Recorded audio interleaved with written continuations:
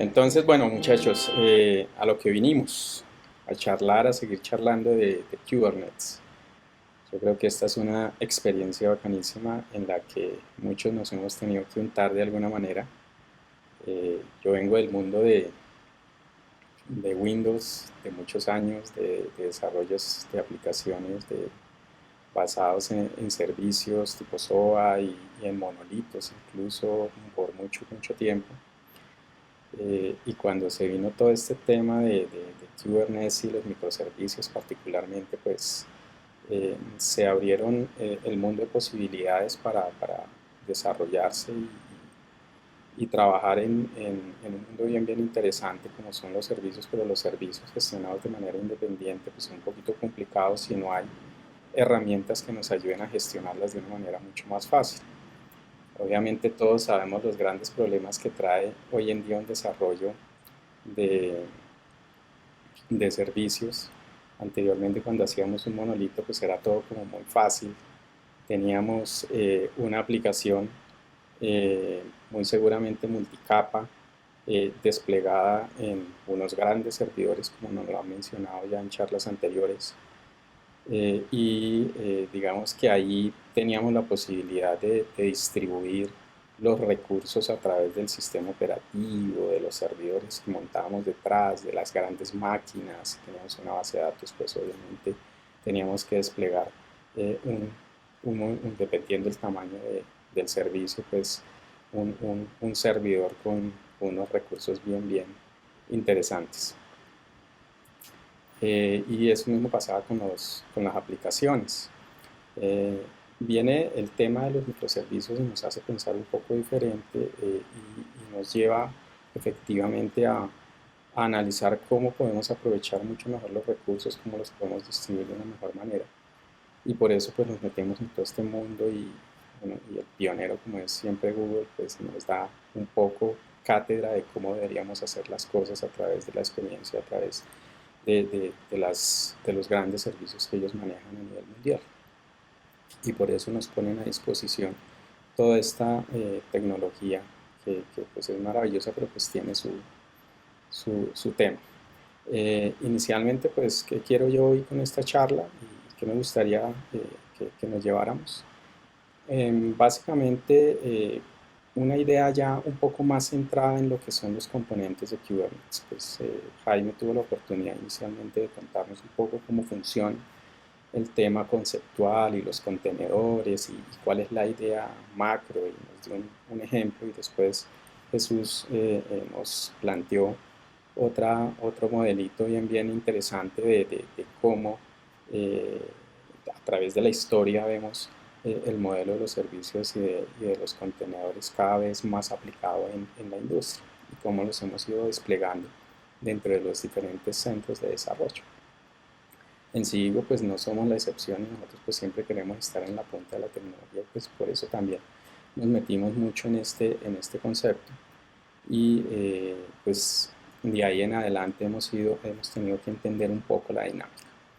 Eh, Dentro de este ejercicio voy a explicar un poquitico de una manera un poquito más detallada de lo que significa cada uno de los componentes de Kubernetes, cómo se gestionan, cómo los gestiona eso adentro, pues obviamente la misma API de Kubernetes. Y pues me voy por bien servido si de esto les queda simplemente la espinita de wow, es una gran alternativa para hacer un despliegue interesante de cosas que estemos trabajando actualmente y que quieran empezar a profundizar. Básicamente vamos a charlar un poco del modelo de cómo está la arquitectura de manera general y vamos a entrarnos un poquitico en lo que es un pod, en lo que es una réplica, en lo que es un deployment, en lo que es un servicio, ¿sí? Que son como los componentes más relevantes de un servicio de Kubernetes. Para iniciar, entonces voy a ponerles aquí.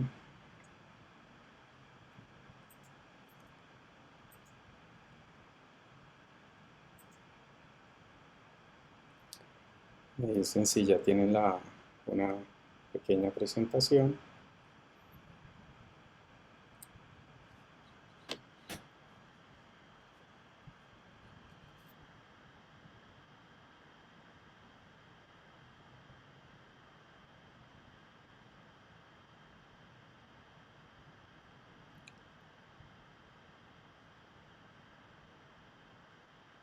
Listo, ahí está la presentación, me tomó un poquito de tiempo, qué pena ahí, me demoré ahí. Entonces, vamos a hablar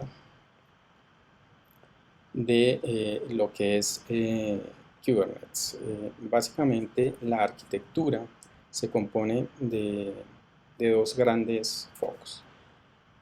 Todos los componentes master y todo lo que corresponde a los clústeres o nodos que están ejecutando las aplicaciones. ¿Sí? Básicamente lo que nosotros realmente trabajamos muy fuertemente tiene que estar alineado con nuestros servicios que normalmente se despliegan y se colocan en unos nodos. Sin embargo, si yo hago un desarrollo cualquiera, no sé, una aplicación, por ejemplo, como la mencionó Jaime, del clima, y yo la despliego en uno de los clústeres de nodos, eh, si no tengo una forma de gestionarla, pues esa no va a quedar disponible obviamente para nuestros clientes. La forma en que de alguna manera tenemos todas estas aplicaciones y son controladas, pues es a través de los componentes master. Los componentes master, pensemos algo así como si estuviéramos en un centro de distribución en donde se organizan y se gestionan toda la mensajería y todo lo que corresponde al envío de algún paquete. Y los nodos serían como eh, los camiones o los barcos que llevan cada uno de esa mensajería a su buen puerto. ¿Sí?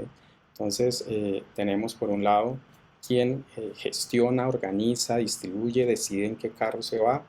Y por otro lado tenemos efectivamente cada uno de esos camiones que recogen y empiezan a hacer su trabajo de manera muy específica.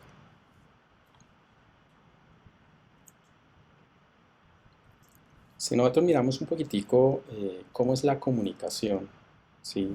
Realmente que se empieza a dar detrás de todo el escenario de Kubernetes, pues todo sucede, digamos, toda esa gestión sucede del lado del máster. El máster de alguna manera está expuesto, tiene como una ventanilla que la llamamos API y es la que se encarga de recibir las acciones que externamente algún usuario quiere eh, solicitar o recibir. Yo necesito que me envíe este paquete, necesito saber qué ha pasado con mi paquete y demás. Eso lo hace efectivamente el máster a través de esa puerta de ingreso, el API. ¿Sí? El API de alguna manera es como la herramienta más importante para poder hacer que toda esta gestión de paquetes y demás se dé dentro del negocio. Eh, Como el API está diseñada para recibir peticiones JSON, ¿sí? Normalmente el JSON pues tiene una estructura muy específica, pues digamos que le han puesto una capa de cliente un poco más liviana, permitiéndole que un usuario final pueda de alguna manera comunicarse mucho más fácil hacia el API y rápidamente a través de unos comandos relativamente sencillos. De esa manera se creó kubectl. Kubectl permite que yo a través de comandos simples como run, como delete, como apply, pueda decirle a mi clúster de Kubernetes que haga alguna de las cosas que yo necesito, ¿sí? Desplegarme una aplicación, ¿cierto? Habilitarme un servicio, eh, tener pods replicados y demás. Entonces todo esto se encarga, digamos que el API. Sin embargo, kubectl como nuestro CLI nos permite esa comunicación mucho más natural.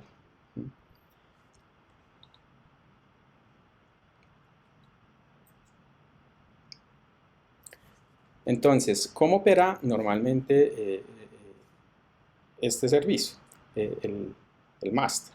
Si nosotros tenemos realmente este API y apenas yo le mando una de estas peticiones al servicio, él lo primero que hace es conectarse con un otro componente que tiene el master muy chévere, que es el scheduler. El scheduler de alguna manera es el que se encarga de elegir en qué nodo va a hostear los pods o las diferentes acciones que nosotros estemos solicitando. ¿Sí? Él está monitoreando cada uno de los nodos, está monitoreando cada uno de las máquinas que están presentes y él toma decisiones en donde debería más o menos asignar recursos o ver si tienen recursos disponibles, ¿sí? Una forma, digamos, sencilla dentro del ejercicio es que yo le mando en algún momento una petición de que me cree un contenedor, ¿sí? Aquí es importante entender que al final el ejercicio de ejecutar cualquier servicio está en los contenedores. Sin embargo, la unidad mínima de Kubernetes es el pod, ¿sí? Entonces, normalmente nosotros levantamos pod que por defecto tienen contenedores. En su ejercicio yo estoy creando al final un contenedor que necesito levantar. Entonces, cuando yo levanto cada uno de esos contenedores pods, ¿sí? Le tengo que pedir al scheduler que me revise. ¿Qué tenemos en el clúster de nodos? Pues básicamente cada nodo, como lo sabemos, son máquinas virtuales que tienen una característica, ¿cierto? Alguien la definió y le dijo, mira, esta máquina va a tener unos recursos configurados de esta manera, una RAM, una CPU, posiblemente un espacio físico, ¿sí? Para gestionar todos los recursos que van entrando en esa máquina virtual. Entonces lo que hace el scheduler no es más que decir que cuando reciba una de estas peticiones, él toma la decisión de en cuál de estas máquinas virtuales o nodos tiene recursos disponibles y los asigna. En el ejemplo que estamos viendo, por ejemplo, tengo en el primer nodo tenemos tres contenedores, en el segundo tengo uno y en el tercero tengo dos. Entonces, muy seguramente el scheduler tomará la decisión de levantar el segundo contenedor en el segundo nodo, ¿sí? Ese contenedor que nos pidieron que lo creáramos lo asignaría para dar un poco más de distribución de carga sobre los nodos. Entonces, de esa manera, el scheduler me ayuda a programar y a distribuir efectivamente cada uno de los requerimientos en donde yo tenga que poner pods, que tenga que poner máquinas o servicios a trabajar.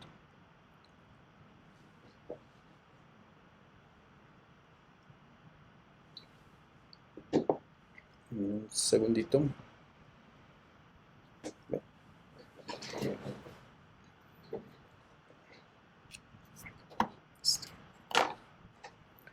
Bueno. Otro de los componentes súper importantes del master es el controller, el Kube Controller. El Kube Controller es el controlador básicamente de varias cosas que están sucediendo en el ambiente Kubernetes. Por un lado está el Node Controller. El Node Controller precisamente cuando yo levanto un clúster de nodos y voy a meter máquinas en ellas, yo digo, venga, yo necesito que al menos tenga 10 máquinas ese clúster. Este Node Controller nos va a ayudar a gestionar y a levantar cada uno de esos nodos que necesitamos que se mantengan activos para poder ir asignando cada uno de los pods y de los contenedores que estamos colocando. Entonces ese es uno. Otro de las características que tiene este Kube Controller es el Replica Controller. El Replica Controller es un controlador que se encarga de garantizar que se estén dando todas las réplicas dentro de cada uno de los pods que yo definí. Cuando yo levanto un deploy, básicamente yo determino ese deploy cuántas réplicas o nodos debe tener trabajando digamos quien me ayuda a estar gestionando y estar escuchando que cualquiera de estas cosas se mantengan estables. Y yo le dije que para este servicio necesitaba 3 réplicas, pues el Replica Controller se encarga específicamente de garantizar que existan. Si se cae por alguna razón uno de estos pods y ya solo tiene 2, efectivamente el sistema me va a levantar uno más, pero quien se encarga de eso es el replica controller, ¿sí? Otro de los componentes importantes es el endpoint controller, que es el que se encarga de mantener los servicios, está visualizando efectivamente cuáles son los servicios que están distribuidos y están cargados y garantizándome que siempre estén activos, de tal manera que cuando yo haga una petición de mi aplicación, pues el sistema siempre me esté respondiendo correctamente. Entonces, hay otra serie de características que tiene el Kube Controller, pero digamos que son como las más relevantes. Entonces, es decir, por ejemplo, un usuario hace un kubectl y adiciona, por ejemplo, crea una réplica de 3 pods, ¿sí? Pues el API en algún momento le va a informar, pues primero hace el scheduler, pero le va a informar al Kube Controller que hay una réplica para ese servicio de 3 y él va a estar monitoreando constantemente esa data y esa definición, ¿sí? Para que pues obviamente se garantice que el servicio siempre va a tener 3 réplicas. Entonces esos son como los tipos de controladores que normalmente tenemos dentro del sistema. Otro componente relevante es la base de datos de etcd. Esa base de datos es una base de datos de llave de valor muy sencilla. Lo que tiene es realmente un ID y dentro de su valor por lo general lo que tiene son las imágenes de cada uno de los contenedores que nosotros estamos desplegando y en cada una de sus versiones, ¿sí?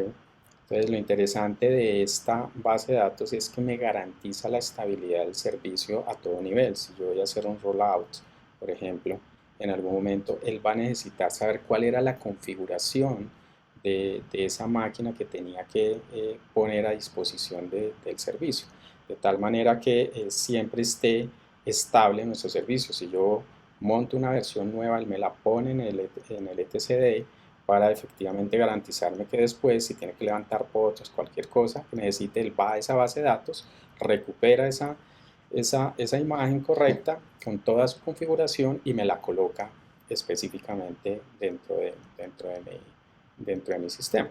Entonces, lo interesante es que es una base de datos en donde me garantiza absolutamente toda la configuración de cada uno de los desarrollos, despliegues o demás que estoy implementando constantemente. Entonces, me mantiene los históricos y demás en términos eh, de las imágenes para garantizarme precisamente los movimientos hacia adelante o hacia atrás. Entonces vemos aquí, por ejemplo, un kubectl con un rollback que mandamos de versión 1 a versión 2 o de versión 2 a versión 1, que sería un rollback o un rollout si yo estoy mandando de versión 1 a versión 2.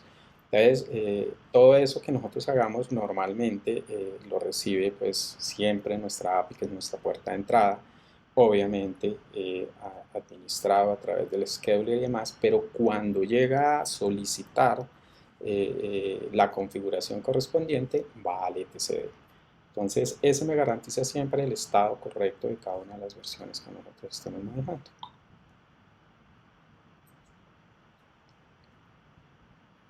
Ahora, esto del lado del máster, pero ¿qué sucede del lado de los nodos? Porque ¿cómo se comunica el máster con los nodos? O sea, uno diría, le manda un mensaje y ya. No. Lo interesante en los nodos es que cada que yo despliego un nodo, lo primero que se monta dentro del nodo es el kubelet. El kubelet es como un agente que está escuchando todo el tiempo peticiones que le llegan desde el máster, que le dicen haga algo, cuénteme cómo está, ciertas situaciones, o en su defecto está informando. ¿Qué informa? Pues no, se me cayó un pod acá, algo pasó en esta máquina y la sufrí y entonces informa, tengo un problema aquí de crítico con este pod, yo informo que se cayó. Entonces, de tal manera que con esa información de ida y vuelta, ¿sí? El máster toma decisiones, bien sea el Kube Controller que dice, uy, se cayó un pod en este lado, pues hay que empezar a revisar cuántos son los mínimos que debe tener, entonces vuelvo y le informo para que levante otro y así sucesivamente. Entonces, el kubectl es ese agente que está constantemente dándole información al máster del estado actual de su nodo. Una vez recibe información o quiere dar información, normalmente se conecta en este caso, con el runtime de contenedores. Para el ejercicio, pues en la mayoría y hoy está muy institucionalizado que se corre a través de Docker. Entonces él recibe la petición, kubelet dice, miércoles me mandaron a informar que levante un pod nuevo, ¿sí? Entonces pues nada, yo tengo que levantar el pod, se lo informo en este caso al Docker, y nos ayuda a hacer el levantamiento efectivamente, nos dice cuál fue el estatus y todo este tipo de cosas, me lo devuelve, ¿cierto? Kubelet vuelve y toma y dice, sí, ya lo pude levantar, y entrego la información al máster. Entonces, de esa manera, el sistema se mantiene con una dinámica de trabajo constante. Normalmente el runtime, pues obviamente lo que hace no es más en últimas que trabajar con los contenedores. Eso es como en líneas generales. Otro trabajito interesante que tenemos en otro servicio es el kubeproxy. El kubeproxy hace parte de los nodos, y lo que realmente, o su función importante, es gestionar todo el tema de redes dentro del nodo, ¿sí? Entonces, si yo estoy levantando contenedores, todos sabemos que entre un contenedor y otro contenedor pues no nos hablamos, pero pues kubeproxy se encarga de darle visibilidad a todos los pods que estén conectados dentro del servicio, ¿sí? Bueno, entonces de esta manera pues damos como un inicio a lo que sería como la arquitectura general de QA.